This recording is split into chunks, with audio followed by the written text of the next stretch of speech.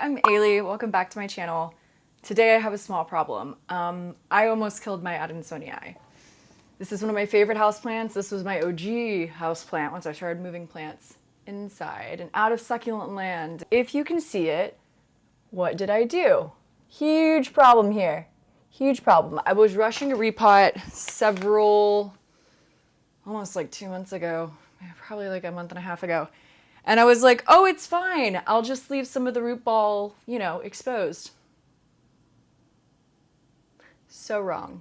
She's been downhill ever since. She's lighter in color. She's pushing new growth too early. It's a nightmare. I've been waiting to handle this. Today's the day. So we're gonna put her right, completely repot this.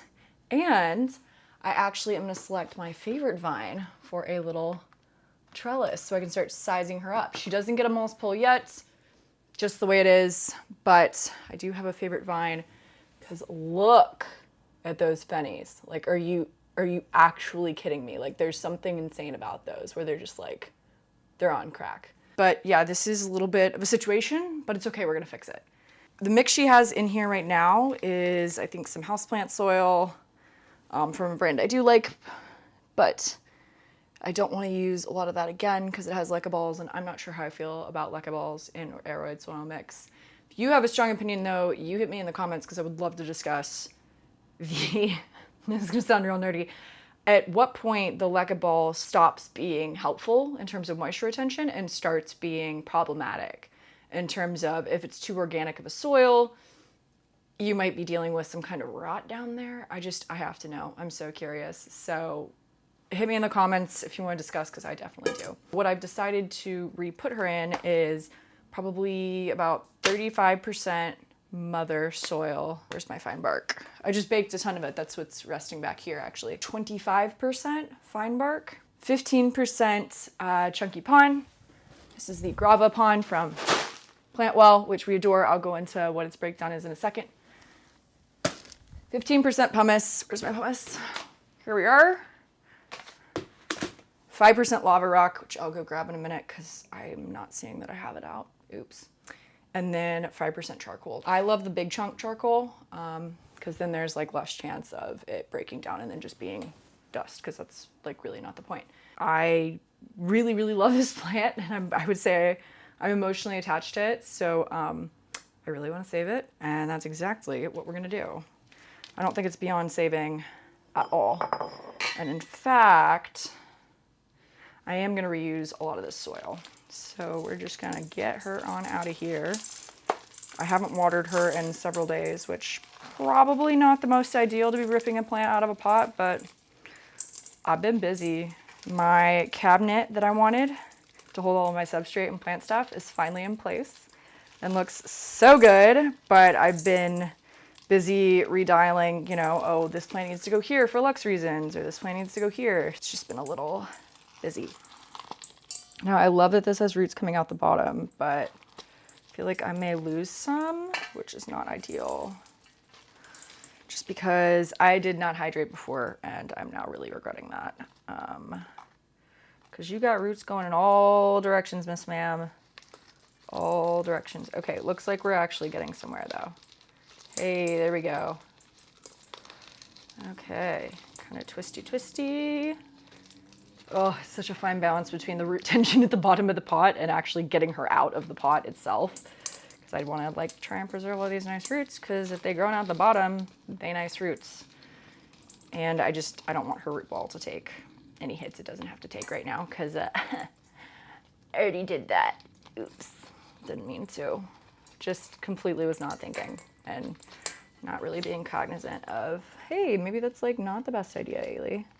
Oh, wow, okay, I see what the problem is here. So we have a root that grew out and grew all the way back in. Rad, awesome, love that for you. Don't love that this is now a little bit of a problem. Woo, and there we go. Okay, cool. So she's out. I'm actually gonna pick all of the leca out of here, again, for that same nerdy reason. I would love to talk about this, so please hit me up if you have extensive knowledge on this, or have gone through the experiment before with leca in aeroid soil versus no leca in your aeroid soil. I desire to know. So let me know. I'm just gonna pick out most of it, just really the big obvious ones. Lekka is all out. Goodbye, Lekka. We're gonna massage you a little bit because the vine that I want is kind of dominantly in the center. Unfortunate and true. I may have to like kind of go about and get some of the outer vines to peel off. Because I do, as a display, I do like her as a compact little bush. Like, she looks great. And looking at you, Sydney Plant Guy, you've inspired me to grow one up a pole because, oh my God, does the adansonii get so beautiful. And I think with this specific vine I have picked out, it's gonna end up being really interesting looking. I wanna see that through. Oh, so many roots, so much peat-based soil from her original soil that she came in. It's really just kind of chunked up. It really has. Not even gonna lie. This is the peat stuff that I do really want out of there. So I'm not gonna completely strip her down, but I definitely need her to not be in this soil. And then everything I take out of this is actually, I'm gonna start complete fresh, and this is gonna go straight outside for my geranium repot and my then amended pinches of soil I put in my succulents because I don't want to waste it, but some of this stuff is just not usable in its current form.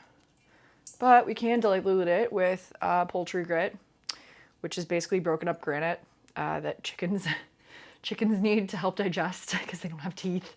So they kind of like swallow their teeth in a certain funny way, and then it all, you know, messes around in their stomach, and then they're able to digest their food. Like, God bless. Oh my God, poor chickens. Also, you know, I'm amending it with sand and a big succulent mix. So I'm gonna make that Marigold palatable. I'm gonna make it work for me. In fact, my jade plant is directly in it because my dad was helping me do some chores around the house, and he just potted everything up into straight Marigold. So the lavender plants died first. Then the mint plants were eaten by a caterpillar. But the jade plant cuttings, mind you, just kept right on trucking. You literally never know. So I think that's probably just a testament to how hardy jade plants are. All right, let me just focus and untangle this a little bit. So the whole video is not me untangling roots. We are still untangling. This is a situation. I have pulled one plant off so far. It's funny because this is the vine I'm trying to get to, and this is the rest of the situation. So I'm just gonna keep going.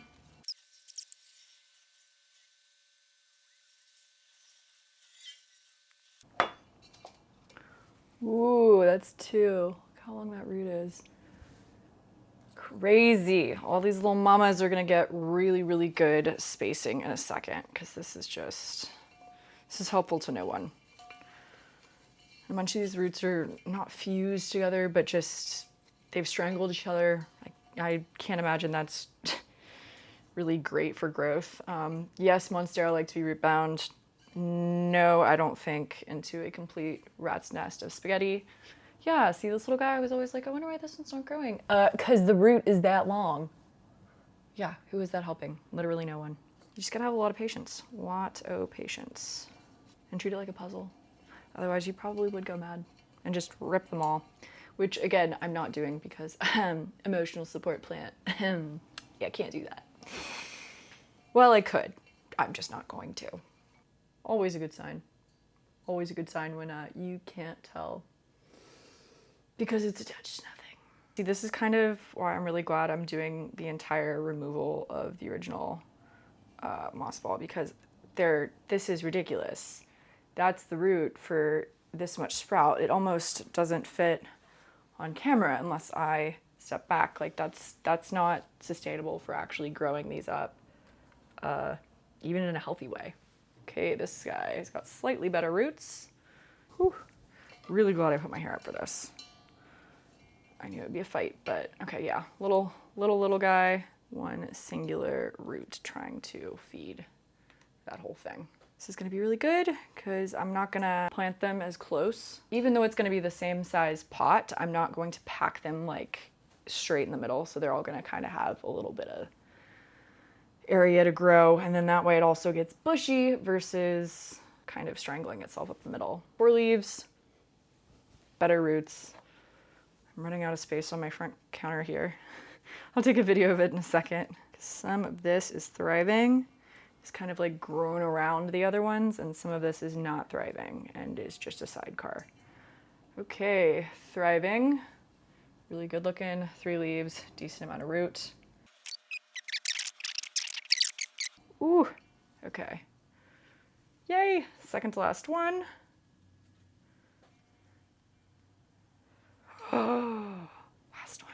And as you can see, this is why I chose this vine, because the fennies be ridiculous. I mean, just like, that's insane. And I would love to see how those genetics express themselves. And it already wants to climb, so it may as well climb, and it has like more roots than the rest of them combined, honestly. So not only does she deserve her own pot, she deserves a trellis. Wow, that is a really long, really beautiful root system.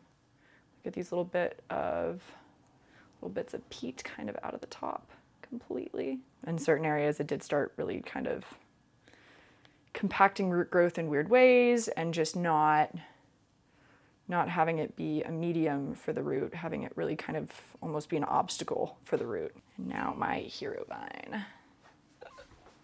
I'm so excited. And this was why the plant looks so lush anyway. So you're gonna go over there, Miss Ma'am, very carefully balancing. Yeah, okay, that's fine. All of this, root included, is popping outside. All right, so just cleaned up for a second. Just kind of get most of that off so I can remix soil. Now, this is the soil I made the other day for my Odora variegata, aka I call her the Splash because she looks so different from my Batik. This was a ton of fine orchid bark, some mother soil, some rosy soil. It is a little pumice heavy, so I'm probably just not gonna add pumice at all. It could do with some more lava rock though, probably some more mother, maybe a little bit of fine orchid bark, but we'll just see how it goes, because I do need to fill 2 of these. I feel like already this could fill at least 1. I am gonna use my soil scoop because it's cute, it's like bamboo, and I really love how thin this is, so I can like really, I don't know, be more deliberate with what I'm grabbing and where I'm grabbing it. Or should I start? Probably with the mother soil, because it's gonna be the backbone of the mix. That is what I'm gonna need the most of. Yay, soil probiotics. Oh my God, what did I scrape in there? I scraped something. Holy Jesus. What is this? Is this a rock? I think it's a massive rock. There's got to be a reason for this. But someone let me know. I don't know if it feels fairly hardy. Let me rinse it really quick. Okay, kind of looks like a piece of concrete, either natural or not natural. Looks like pebbles. That's really interesting. Let me get a quick video with my phone of that, just because I don't know what this is. What are you? Anyway, I'm sure that is actually supposed to be in there, so. Pause. Editing Ailey here. It was not supposed to be in the bag. I did speak with Mother. They were amazing. They traced it to a supplier who changed their process without notice on how they make their soil. They were so amazing. They generously decided to send me a bag of Mother soil for free. So we love that. We love how they handled it. We love good customer support, and quite frankly, just another reason for me to be a fan of Mother soil. Anyway, back to the video. No harm, no foul, just very curious because it is huge. Maybe it's like what they use when they're mixing the soil, because it is in such small batches. Okay, let me mix this in. And if I make too much, that's fine. I can just throw it in a bin again. Thank you, Mother. Don't need the other bag. Didn't know if I would, definitely don't. All right, let's see. Fine bark. Love how efficient this thing is. Like, it just scoops it. I should probably measure like how much this is, just so I know for my own my own personal nosiness. Definitely good. Chunky pon. Again, this is the Grava Plantwell pon. They made their own. The only difference from Lechuza pon is the fact that it doesn't have zeolite, but it does have lava rock, pumice, a little bit of charcoal, and, oh right, the calcinated clay chunks. Those are different. I have calcinated flakes, which I use for certain things, like a crawler mix or something, but it does not have fertilizer, which I do like, because some Lechuza pon, especially the ones they send you with the pots you order, does, and then I have to pick them out. And I just haven't ordered a bag of Lechuza pon that doesn't have a fertilizer, because that is also an option. And their mix, at least what I'm seeing right now, is high lava rock leaning. So I actually probably will just skip the lava rock and add more pumice instead. Except I don't even know if it needs it. It's like pretty chunky. Okay, a little bit of charcoal going in.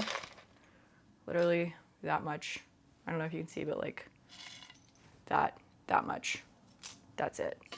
And the mix is like up to here in the bowl. A little more fine bark. I have finally ordered thick bark. It's on the way. I got mine from Tezula. So may not have one of their anthuriums yet, but I do have their pine bark. Let me take a video of what this looks like up close for you guys. Just because that way you can see what I'm looking at. This is kind of what we got going on here. Pretty good. Which one do I want to do first? The trellis or the little babies? Little babies. Okay.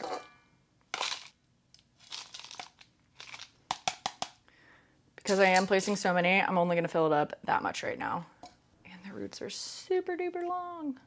Even, you know what? I'm actually going to tilt some of this out and just barely get the bottom coated. I have an idea. This is going to be super janky, but we're going to do it.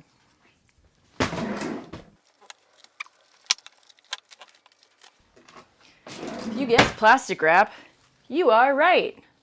This may or may not work, but let's find out. I just want to try and get all of the vines somewhat evenly spaced. Bear with me, plant friends. Bear with me. There is a method to the madness at the moment. There really is. Get that wrapped on pretty tight. Now, I'm just gonna make holes, man. Just gonna make holes with a, wrong drawer, a regular knife, because I need it to be big enough to at least like stuff. Okay, well that could have been better executed. Come on now. Okay, regular knife, not for the win. Let's get a rubber band. I need some tension up in this because it's not wanting to hold straight. And how am I supposed to cut it for the purpose of this idea if it ain't gonna hold straight? Much better. Okay, so now I have one hole. Y'all gonna think this is crazy, and that's okay. I think it's gonna work. I think it is going to work. Now, am I kind of mauling the roots as I push them through a hole? Perchance. But quite frankly, no more than I've already mauled them. All right, that's one. Time to do another. Actually, you know what? Why are we using a blunt object? We could be using a sharp object.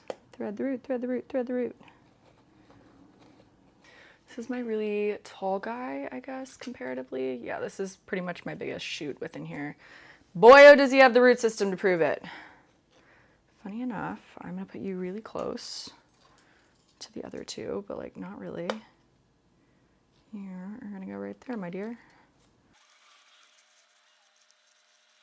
Wow, I can't believe this is working so well because the roots are kind of commingling where they could be, should be type thing. Okay, who has the next biggest root system? You do, my good sir. Actually, where's my trash bucket? Here we go. You got some pine bark bits in there. I'm actually really happy. I pretty much have seen zero root rot and or when I was untangling the root ball. It was there, it fell off. I didn't see any big root system here. Maybe I could do a big root system right here. So they're gonna be a little staggered. This feels like stuffing a sleeping bag. You remember when you were a kid, like you'd have to get this ginormous sleeping bag into somehow this impossibly small little stuff sack. Yeah, I was outdoors a lot as a kid, but I never got better at stuffing a sleeping bag. Now that I'm an adult though, I knew it was really just about raw power. This is looking great, actually. Maybe I can get one of these. Yeah, like this single rooter. Yeah, you're going in this same hole with this one. Okay, this method is actually like crazy and working, and I'm so here for it. Tiny little hole there. My little babies. Little baby. I said I wouldn't pack these too close, but I'd be lying if they weren't at least in the region next to one another. So definitely less like a bouquet of roses the way I feel like it was planted originally, but I get that. It was also to like have the little vine nodes kind of stick together as support so that they wouldn't all fall over. I've kind of like gone in a circle a little bit, which is like really close to the other one I planted, but that's okay. Again, me kind of knowing how this is going to work, the plastic wrap comes off at the end anyway, obviously, and obviously that doesn't have to come off in a graceful way. It's more about how they're positioned in the pot, not getting it then over leaves and such. We're not playing that kind of perfection. I just wanted actual assistance while filling such intense roots into a pot, and then also not messing up the root ball again, because that was unfortunate. It's just been sad to watch her go downhill over the past couple weeks. I've hated it.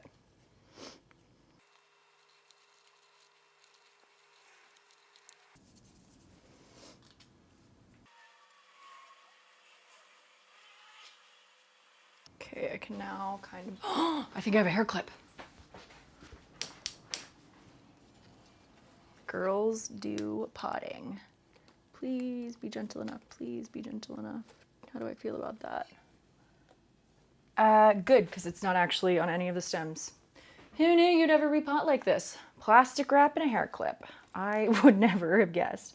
Okay, so I have 4 more. I'm just gonna kind of space them out to provide that support to the center. It very clearly needs that it is not getting from soil at the moment because there's no soil in there. It's just a bunch of roots.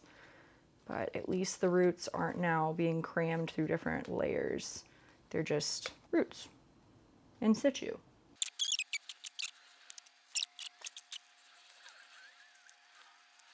Down to my last 2. Down to the last 2. Ooh, I'm so excited right now. This is delicate work. Let's do this guy first.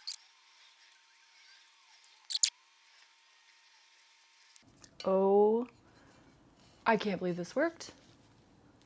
I can't believe I have the whole thing. Look at that plastic wrap. Are you kidding me?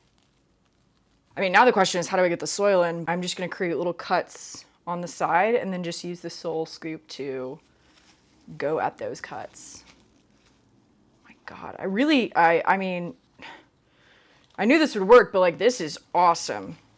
I don't know if you can see the whole inside, maybe with the glare. The whole inside is a root ball. In fact, let me just take a video. Playing from iPhone. Did I ask Alexa? Anyway. This is insane. Oh. I'm sometimes creative solutions are some of the best. And I like being creative. I really, really do. Right now, I'm just gonna make those tiny little, not so tiny holes that I can put soil through. And we're gonna get this puppy going. This is kind of genuinely blowing me away with how easy it's making it. I'm not having to hold multiple cuttings super straight. Just kind of like delivering the soil and smashing it in one of the holes I created down the side. Okay, I can probably take it off now. And one more scoop. These seriously are going every which way, as we would say in the South. Okay, now I feel confident enough that I can take it off. sit you down in here. Rubber band, goodbye. You were very helpful, thank you. All right, plastic wrap.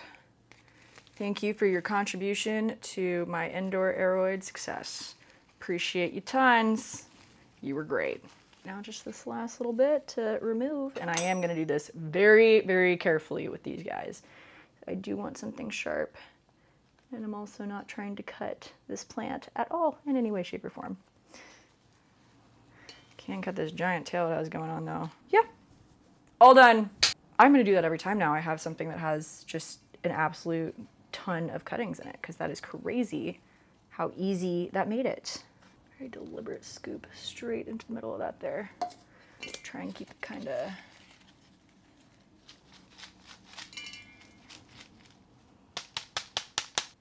Now I'm just gonna leave it. Now the fun part, the trellis. Treleaf, this is a design I chose. I think it's really cute. They also have like leaves and stuff. I think they have a skeleto leaf, a squelito leaf, depending on how you say it, and a Monstera leaf. Those aren't really my vibe so much. Oh my gosh, I did buy 2. Oh, phenomenal. There was something else I want to trail, but I was like, I think I only ordered 1. Wrong. Yeah, girls, got to. They have these little rubber coated ends so that when it goes in the soil, it doesn't rot. And then I bought an extension for each, so yay. Gonna enjoy that one for my other idea. So maybe I'll actually use the other one as an extension later or something. Now, I do really like this really pretty side in the logo, but this side, if you can tell, it's kind of a rougher bark side. That seems like it would honestly be better for climbing. So that is what I'm gonna do. Put the little clips on. Good cross support too, so that this can have support as well. Ooh, this is such a tough decision. Do I like it this way, all smooth cedar, or do I like it this way, a rough cedar? I think I like it smooth cedar. Needs to go up that much. Cool. All right, I'm trying to go for like the rocks. With a little weight.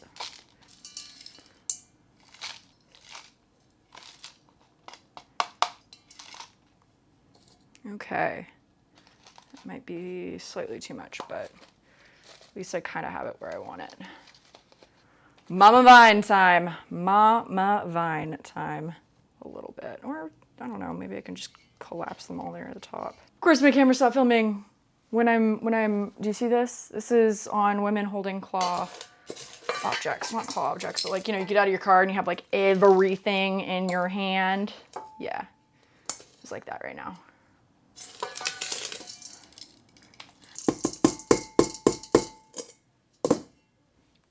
That works. Do you want to give it a little bit of stability behind the trellis? Really kind of just pack that in so it can be very, very stable. Damn, you can like massively compact it back there. Good to know. Very good to know.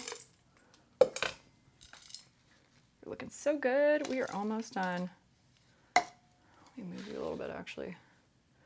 Heck yeah. Wow, I am so happy right now. I've only been thinking about doing this for like 2 months. You can use Velcro tape secure or gardening tape, which is green. I actually like using the computer tape because every centimeter is a new like rip point. So it's pre-perforated essentially. So you don't have to also grab your scissors when you can just, done. Easy. All right, and now you are gonna know what you have. You have a trellis backing, my dear. I know you were gonna like it. My boyfriend, God bless him, kind of makes fun of me for talking to my plants, but like literally, if you're not talking to your plants, like, do you love them? I wanna know. I wanna know. Do you, or, you know, do you not love them? Just a question. I'm just kidding. You're kind of like going to the side, so I don't really know the best way to, I'll show you guys the issue. it's kind of taken off to this side, but I want to kind of guide it up as much as possible. Nice. So I actually do like with the Zella trellis that you can like kind of use the holes with it to make your tape work. Wow, and that is really clean in the end. So yay! One up a pole, one using a crazy saran wrap repot. I am so excited to see how these turn out. I want you to bounce back so much. And you, we're about to see some fun genetics come out of this one. Anyway, catch you next time. Thanks for watching. Bye.